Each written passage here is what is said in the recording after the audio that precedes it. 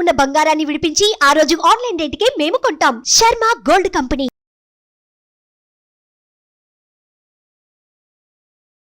నమస్కారం, సుమన్ టీవీకి స్వాగతం. ప్రస్తుతం మనతో పాటు ఉన్నారు ప్రముఖ జ్యోతిష్య శాస్త్ర పండితులు గురువు గారు శ్రీ మంత సూర్యనారాయణ శర్మ గారు.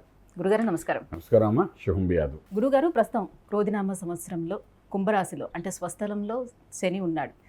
ఈ కారణంగా ఏ రాశులపై దీని ప్రభావం ఉంటుంది, ఏ రాశులు ఎఫెక్ట్ అవుతాయి? కుంభరాశిలో శనీశ్వరుడు ఆల్రెడీ ప్రవేశించి సంవత్సరం దాటిపోయిందమ్మా. ఆల్రెడీ లాస్ట్ ఇయర్ ఏప్రిల్ 18, 2023 అక్కడ కుంభరాశిలో ప్రవేశించాడు. సంవత్సరం ఆల్రెడీ అయిపోయింది. సో ఈ సంవత్సరం క్రోధినామ సంవత్సరం పూర్తిగా కూడా కుంభరాశిలోనే ఉంటాడు. సో కుంభరాశిలో ఉంటాడుగా, స్థిరంగా ఉంటాడు, కదలడానికి నుండి. ఈ యొక్క శనీశ్వరుడు యొక్క విశేషం ఏంటంటే ఈసారి సొంత ఇంట్లో ఉన్నాడు. సొంత ఇంట్లో ఉన్నప్పుడు కొంతమందికి యోగాలు ఇస్తాడు, కొంతమందికి అవయోగాలు ఇస్తాడు. తనకు అనుకూలమైన రాశుల వారికి అయితే యోగం ఇచ్చేస్తాడు అద్భుతంగా. ప్రతికూలం ఉన్న రాశులకి మాత్రం డెఫినెట్గా దాన్ని ప్రతికూలాన్ని చూపిస్తూనే ఉంటాడనమాట. అలాంటప్పుడు ఏంటంటే ఈ కుంభరాశికి సొంత ఇల్లు అయినప్పటికీ కూడా కుంభరాశి ఉన్నాడంటే దాని ముందు రాసిన మకర రాశి వారికి, కుంభరాశి వారికి, అలాగే మీనరాశి వారికి దీని ప్రభావం అనేది కనబడుతుందన్నమాట. అంటే స్వస్థలంలో ఉండేటప్పుడు ఆ రాశికి కూడా ఎఫెక్ట్ అనేది ఇస్తాడు, ఖచ్చితంగా ఇస్తాడు. అయితే కొంచెం సాఫ్ట్గా ఇస్తాడు మన భాషలో చెప్పాలంటే. అంటే ఇప్పుడు ఏళ్ళనాటి శని వచ్చింది అంటే ఈ కుంభరాశి బదులు మీనరాశిలో ప్రవేశించడం అండి, మీనరాశి వారికి కొంచెం హార్డ్గా ఇస్తాడు, ఇబ్బంది పడతాడు. సొంత ఇల్లే కాబట్టి కొంచెం చూసి చూన్నట్టుగా ఒక్కొక్కసారి నెమ్మదిగా ప్రశాంతంగా దాని ఫలితాన్ని కూడా, అంటే ఒక కష్టాన్ని పెడితే రిజల్ట్ కూడా చెప్తుంటాడు ఒక్కొక్కసారి. ఎట్లా ఆ సమస్య నుండి బయటపడాలి మార్గం కూడా చెప్తుంటాడు అనమాట. బేసిక్గా ఏలినాటి శని అంటే ఏంటంటే ఇది ఒక వ్యక్తికి ఒక అనుభవాన్ని ఇవ్వడం అన్నమాట. ఒక రకంగా చెప్పాలంటే, అంటే ఒక వ్యక్తికి ఒక అనుభవం అంటే చిన్న వయసులో ఉన్నారనుకోండి, 15 సంవత్సరాల లోపల అనుకోండి, చదువు, స్ట్రెస్ లెవెల్స్ అవన్నీ ఎలాగుంటే అవన్నీ చూపిస్తుంటాడు. 20 సంవత్సరాల లోపల అనుకోండి, ఉద్యోగం మీద స్ట్రెస్ లెవెల్స్ చూపిస్తాడు. ఉద్యోగం రాదు, సెటిల్మెంట్ అవ్వడు, దాని మీద ఈ ఏలినాటి శని కానీ ఆ టైంలో వస్తే డెఫినెట్గా అది రానికుండా, అది రావడం అంటే ఎంత కష్టం, దానికి ఎంత కష్టపడాలి, జీవితంలో ఒక ఎదుగుదల రావాలంటే ఎంత కష్టపడాలి అనే తత్వాన్ని నేర్పుతాడు అక్కడ వాడు. అదే 25 నుండి 35 మధ్యలో అనుకోండి, లైఫ్ సెటిల్మెంట్స్, పెళ్ళి అయిన తర్వాత వచ్చే చిరాకులు పరాకులు ఇవన్నిటి మీద చూపించడం, ఆ వివాహ బంధాన్ని ఎలా సమన్వయపరుచుకుంటూ వెళ్ళాలి. ఎందుకంటే వివాహ బంధం అంటే ఇంకొక కొత్త వ్యక్తి తన లైఫ్లో రావడం, పార్ట్నర్ గాను. సో వాళ్ళిద్దరు కలిసి ఏ విధంగా ఉండాలి అవంతా కొత్తదనంగా దాని మీద ఒక అనుభవాన్ని ఇస్తారన్నమాట. ఇస్తూ దానిలో కష్ట సుఖాలని చూపిస్తూ అధిగమించి ముందుకు వెళ్ళడానికి మార్గం చూపిస్తుంటారు అనమాట. అలాగే చేస్తాడు. అలాగే ఇది ఒక 35 నుండి 45 మధ్యన వయసులో వాడికి వచ్చింది అనుకుందాం ఈ ఏలినాటి శని ప్రభావం అయితే. ఇంకా 35 కంటే సెకండ్ ఇన్నింగ్ స్టార్ట్ అవుతుంది అన్నమాట. వాడికి ఉన్న ఉద్యోగం పోవడం, కొత్త ఉద్యోగం ఆలోచించడం. అసలు మనిషి జీవితంలో నా అనుభవంతో చెప్పాల్సిన విషయాలు అంటే 35 నుండి 40 ఇయర్స్ లోపల కానీ మనిషి కానీ సెటిల్ అవ్వలేదు అనుకోండి, వాడు ఈ జనంలో సెటిల్ అవ్వడు. ఇది అందులో చేసుకోండి. దీని మీద ఎంత ఆర్గ్యుమెంట్స్ అనేది నేను చేయగలుగుతాను ఆ టాపిక్ మీద, ఎందుకంటే కొన్ని వందల జాతకాలు నేను చూశాను. సో సెటిల్మెంట్ లాస్ట్ పీస్ మనిషికి ఎప్పుడంటే మ్యాక్సిమం 36 to 40 మధ్యలో. 36 to 40 మధ్యలో కానీ ఒక కరెక్ట్ నిర్ణయం తీసుకోలేదంటే లైఫ్ సంబంధించింది, ఇంకా అక్కడ నుండి మనకు ప్రతి సంవత్సరం వాడికి ups and downs, in and అవుట్లో ఇబ్బంది పడుతూనే ఉంటాడు. ఆ శనితో సంబంధం లేదు, జనరల్ లైఫే చాలా ఇబ్బంది పడుతుంది. సో ఈ 35 నుండి 45 మధ్యలో కానీ ఏలినాటి శని కానీ వస్తే వాడిచ్చే అనుభవం అంటే మళ్ళీ లైఫ్ సెకండ్ ఇన్నింగ్స్ అని ఎలాగ నెక్స్ట్ లెవెల్ ఆఫ్ లైఫ్ ఎలా లైఫ్ లీడ్ చేయాలి, లైఫ్ సెటిల్మెంట్స్ కావాల్సిన మార్గం ఏంటి, ఇంకా అక్కడ నుండి లైఫ్ లాంగ్ ఒకే ప్రాసెస్లో ఉండాలన్నమాట, ఉండడానికి కావాల్సిన ఏంటిని ఇవన్నీ మనకు చూపిస్తాడు ఏలినాటి శని కూడా. ఇక 45 నుండి మన 60 టైంలో వచ్చారంటే వాడికి అంటే సినిమా కష్టాలని చూపిస్తాడు. అంటే మన ఉద్దేశం ఏంటంటే పిల్లలు పెళ్ళి వాళ్ళకి 45 నుండి 60 అంటే ఇంకా వాళ్ళ పిల్లలు చదువులో ఉంటాయి కదా, వాళ్ళని ఇండైరెక్ట్గా స్ట్రెస్ ఇచ్చి ఆ స్ట్రెస్ని వీడు తీసుకోమని చెప్తాను అనమాట. సో వీడు ఒక రకంగా సెటిల్ అవ్వడు. బేసిక్గా 35 నుండి 45 వచ్చినవాడు డెఫినెట్గా 45 నుండి 60లో ఉన్నవాళ్ళు ఏంటంటే సాధారణంగా ఒక సెటిల్ అయ్యి అన్సెటిల్గా ఉంటారనమాట. ఉన్న టైంలో వాళ్ళ పిల్లల ద్వారా వాళ్ళకి మానసిక ఒత్తిడి తీసుకురావడం చేస్తారు. అలాగే పిల్లల యొక్క ఇబ్బందులు, వాళ్ళు పెళ్లి చేస్తే వాళ్ళకి జరిగే ఇబ్బందులు. ఫర్ ఎగ్జాంపుల్ ఒక 60 ఇయర్స్ లోపల ఉన్నాడు, వాళ్ళ అమ్మాయికి పెళ్లి చేశాడు, మా వింకులు తర్వాత అల్లుడితోని. ఇప్పుడు ఈ మధ్య చాలా కేసెస్ చూస్తున్నాం కదా, పెళ్లి చేసుకుంటే పెళ్ళి అయిన తర్వాత విడాకులని చిరాకులు పెట్టడం, అంతా ఎన్ఆర్ఐ కింద పడుతున్నారు. ఇండియన్ సంబంధాలు ఎవరికి అక్కర్లేదు, అక్కడికి వెళ్ళిన జీవితంలో చాలా కష్టపడుతుంటారు. అవన్నీ వాళ్ళు మదర్ ఫాదర్కి చెప్తారు. ఆ ప్రెషర్ అంతా తీసుకోవడం. ఎందుకు తీసుకుంటున్నారు అంటే ఈ శని యొక్క ప్రభావం అలాంటివి కూడా తీసుకునే అవకాశం ఉంటాయి. ఇంకా 60 to 80 మధ్యన తీసుకుందాం, ఒక 20 years గ్యాప్ ఇస్తున్నారు డాక్టర్, 20 years గ్యాప్. ఇది థర్డ్ లెవెల్ ఆఫ్ ఏలినాటి శని రావడం వాళ్ళకి, అంటే మూడోసారి వస్తుంటాం మేడం. మూడోసారి వస్తున్నప్పుడు ఒకసారి యోగం ఇస్తాడు, ఒక్కొక్కసారి జీవితానికి ఎండ్ కార్డు కూడా పడేస్తారనమాట. సో ఇలాగా అంటే ఇంకా అయిపోయింది. అక్కడికి 2 సార్లు అనుభవం ఇచ్చిన తర్వాత మనిషి 3వ సారి వచ్చే టైంకి దాన్ని ఎదుర్కొనే శక్తి ఎన్ని ఇయర్స్కి ఒకసారి ఇట్లా ఏలినాడ్షన్ అనేది ఎవ్రీ 2.5 yearsకి ఒకసారి ఒక రాశి నుంచి ఒక రాశికి శని మారుతాడు కాబట్టి ఆల్మోస్ట్ మనకు 22.5 years 25 years మధ్యలో ఒకసారి మనకు ఏలినాడ్షన్ వస్తుంది అనమాట. సో చిన్న వయసులో పుట్టగానే ఉంటే వాడికి మళ్ళీ 27 years అప్పుడు వస్తుంది, మళ్ళీ 54, 55 అప్పుడు రెండోసారి వస్తుంది. సో 3 సార్లు టచ్ చేయడం అనేది జీవితంలో అందరికీ ఆల్మోస్ట్ 70% అందరికీ 3 సార్లు ఏలినాడ్షన్ టచ్ చేస్తారు. ఫస్ట్ అండ్ సెకండ్ టైంకి ఉన్న అనుభవంతో థర్డ్ టైం వచ్చినప్పుడు దాన్ని ఎదుర్కొనే శక్తి ఉంటుంది వాళ్ళకి. సో దాన్ని సునాయాసంగా ఎదుర్కొంటూ ముందుకు వెళ్ళిపోతారు అనమాట. వాళ్ళకి అప్పటికే తెలిసిపోతుంది శని వల్ల జరిగే ఇబ్బందులు మంచి చెడ్డని. ప్లానింగ్ అండ్ ప్రోగ్రామింగ్ ప్రాపర్గా ఉంటుందన్నమాట.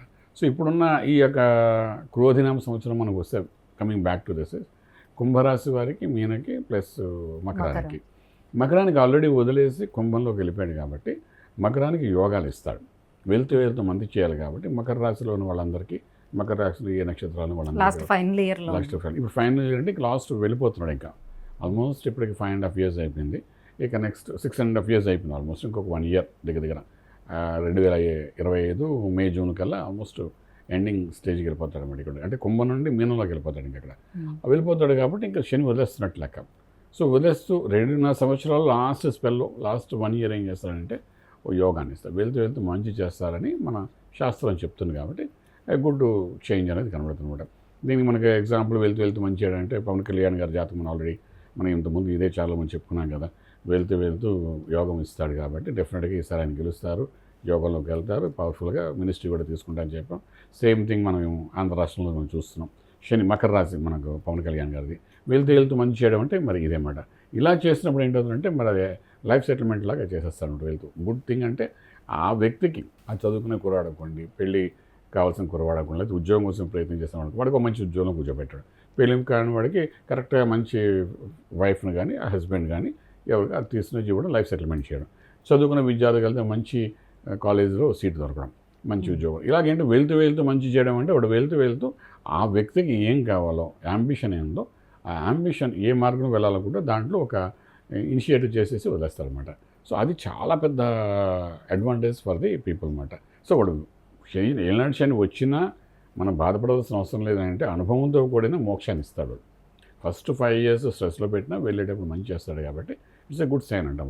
ఇప్పుడు మకర రాశి వారికి ఈ సంవత్సరం టేక్ ఆఫ్ బాగుంటుంది. దానికి తోడు గురుబలం కూడా ఉంది కాబట్టి డెఫినెట్ మంచి చేస్తాడు.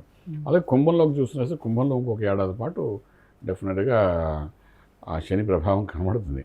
దాని తోడంటే ఈ సంవత్సరం ఈ శనికి ముందు రాహు కూర్చున్నాడు. అంటే కుంభరాశి వారికి ముందు కూడా ఒక రాహు అనే పాపగ్రహం ఉంది.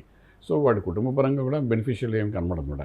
సో ఆల్మోస్ట్ శని ప్రభావము, రాహు ప్రభావం కూడా అక్కడ ఇక్కడ కనబడడం వల్ల డెవలప్మెంట్ ఫర్ కుంభరాశి చాలా టఫ్గానే ఉంటుందని చెప్పచ్చు అనమాట.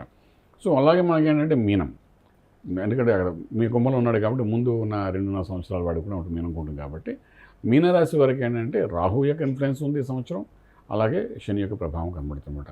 సో ఆ ప్రభావం ఎలా ఉంటుందంటే ఖర్చులు, అనవసరమైన ఖర్చులు, అనవసరమైన ఇబ్బందులు, అంటే మన ఫాల్స్ రిసెష్యూకి వెళ్ళి ఖర్చు పెట్టడము, ఏదైనా ఎక్కడ ఇన్వెస్ట్మెంట్ చేస్తే ఆ ఇన్వెస్ట్మెంట్ చేసిన ప్లేసు పూర్తిగా బ్లాక్ అయిపోవడము, ఆ రకంగా బ్లాక్ అవ్వడం, లేదంటే మనకు ఇంకా ఓ ల్యాండ్ మీద పెడితే ఆ ల్యాండ్ ఎవరో కబ్జా చేసిన ల్యాండ్ లాగా రావడం, దానివల్ల మన డబ్బంతా నష్టపోవడము, ఇలా ఫైనాన్షియల్లీ ఒక రకంగా ఎఫెక్ట్ పెడతాడు మీనరాశి వారికి. సో మనకి ఎలా తీసుకుంటే మూడింటిని, మకరానికి యోగం ఇస్తాడు, కుంభానికి ప్రెషర్ ఇస్తాడు, మీనానికి ఏంటంటే లాసెస్ చూపిస్తాడు, స్టాగ్నెంట్ చేస్తాడు మనీ అనమాట.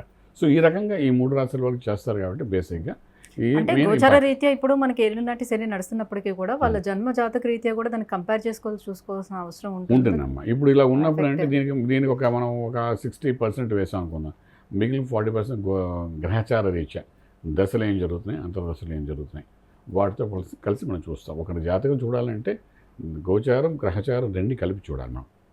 అలా చూసేటప్పుడు ఏంటంటే ఒకవేళ ఇలా ఏలినాటి శని ప్రభావం ఉన్న దశలు అద్భుతంగా ఉన్నాయనుకోండి, మహార్దశలు చాలా బాగున్నాయి అనుకోండి, అప్పుడు ఏంటవుతుందంటే దశానాథుడు బాగున్నప్పుడు టేక్ ఆఫ్ బాగుంటుంది, యోగంలో తీసుకెళ్తాడు.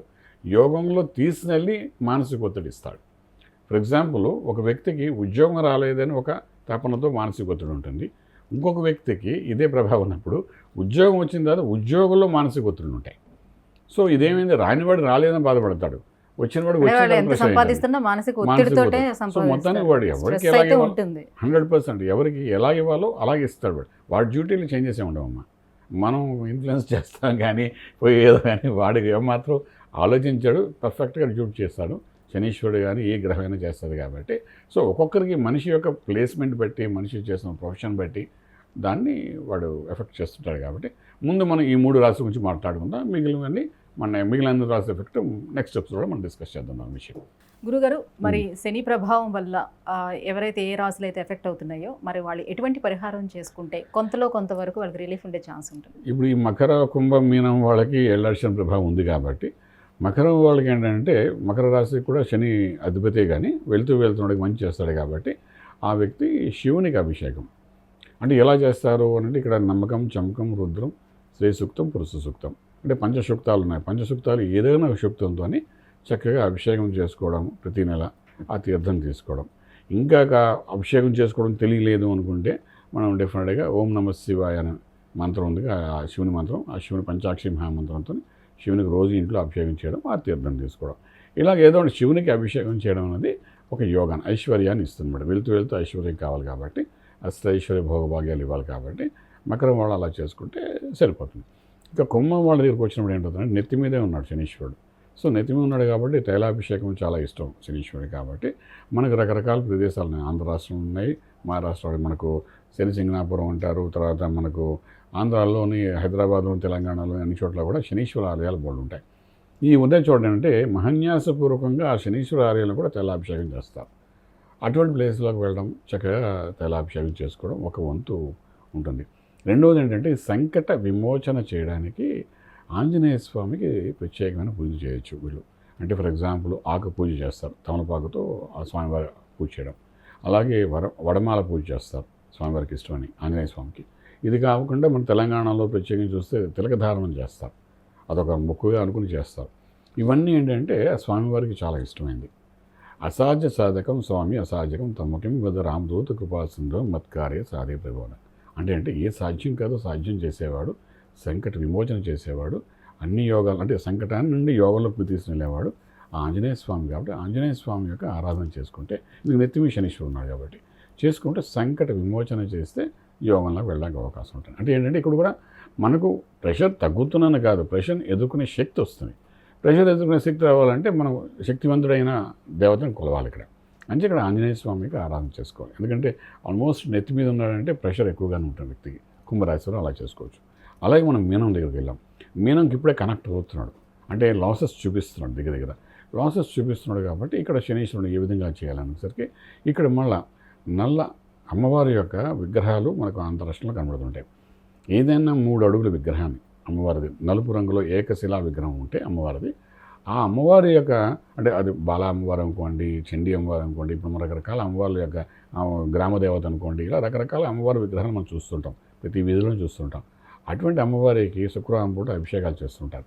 సో అభిషేకం చక్కగా చూసుకుని, ఆ అభిషేకం ఖర్చులు చూసుకుని, ఆరతి చూసుకుని, స్వామివారికి అక్కడ అమ్మవారికి తీర్థం అది తీసుకుని ఆ రకంగా అమ్మవారికి సేవలు కానీ చేసుకోగలిగితే నల్ల విగ్రహం, ఏకశిలా విగ్రహం నల్లది, ఇది స్పెషల్లీ మీనరాశి వారి గురించి చెప్తున్నమాట. అలా చేసినప్పుడు దాని ఫలితం అనేది, అంటే ఫలితము అంటే శని మనకి ఏదో మన మాట వినేస్తాడు అని మాత్రం కాదు. ఫలితం అంటే మనకు సన్ రైజ్ వస్తుంది, ఎండాకాలం వస్తుంది, మనం ఏం చేస్తున్నాం, గొడుగు పెట్టుకుని బయటకు వెళ్తాం. అంతేనా, ఆ ఎండ తగ్గట్లే కదా.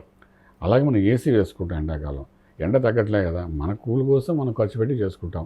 అలా విధంగా ఏంటంటే ఇవి చేసుకోవడం వల్ల అంటే ఆ ప్రభావితం ఇది శరీరం మీద ఎక్కువ పడకుండా మన పనులు మనం జాగ్రత్త చేసుకోవడానికి, ఆ ప్రెషర్ లేకుండా చేసుకోవడానికి ఉపయోగపడుతుంది. కాబట్టి ఆ విధంగా మకరం, కుంభం, మీన రాశి వరకు చేసుకొని ముందుకెళ్ళడానికి ప్రయత్నం చేయగలిగితే డెఫినెట్గా ఈ సంవత్సరం అంతా వాళ్ళకి రాజమార్గంలో రాజ్యం పొందగలుగుతారు. గురుగారు, ఈ క్రోధినామ సంవత్సరంలో శని చేత ప్రభావితమైనటువంటి రాశులు ఏంటి, వాళ్ళు ఎటువంటి పరిహారాలు చేసుకోవాలి, ఎటువంటి పరిహారాలు చేసుకుంటే వాళ్ళు వీటి నుంచి బయటపడే అవకాశం ఉంటుంది, ఈ విషయాన్ని తెలియజేసినందుకు ధన్యవాదాలు. శుభం వ్యాధి. సుమన్ టీవీలో మీ పర్సనల్ అండ్ బిజినెస్ ప్రమోషన్స్ కోసం కింది నెంబర్కి కాంటాక్ట్ చేయండి.